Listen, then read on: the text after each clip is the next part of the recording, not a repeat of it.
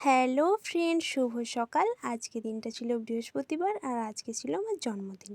তার জন্য আমার ঠাকুমা আমাকে বরণ করে নিচ্ছে। প্রথমে মালা পরিয়ে দিল, তারপর চন্দনের টিক দিয়ে দিল, তারপরে হচ্ছে এখন ধান দুব্বো দিয়ে বরণ করে নিচ্ছে। আর এইভাবেই না আমাদের এখানে বরণ করা হয়, বাঙালির নিয়ম অনুযায়ী এইগুলোই করা হয়।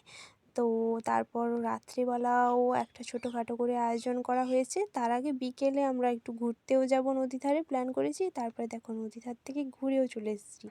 তারপর দেখো কেক কাটার ব্যবস্থা করা হয়েছে এই যে ছোটোখাটো করে। আর আমি যে এই কুর্তিটা পরে আছি এটা হচ্ছে আমার দিদি আমাকে গিফট করেছে। আর আমি কেক কাটার আগে না সবার কাছ থেকে গিফট নিয়ে নিয়েছি। তারপরে আমার মোমবাতি নেভাতে মনে ছিল না, জামাইবাবু বলে দিল এই তুই মোমবাতিটা নেভাসনি।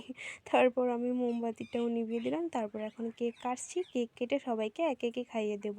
বেশি কাউকে ডাকা হয়নি, শুধু হচ্ছে পিসিমণি, পিসেমশাই আর হচ্ছে তার মেয়ে আর হচ্ছে দিদি, জামাইবাবু এরাই আছে। ছোটোখাটো করে একটা আয়োজন করা হয়েছে।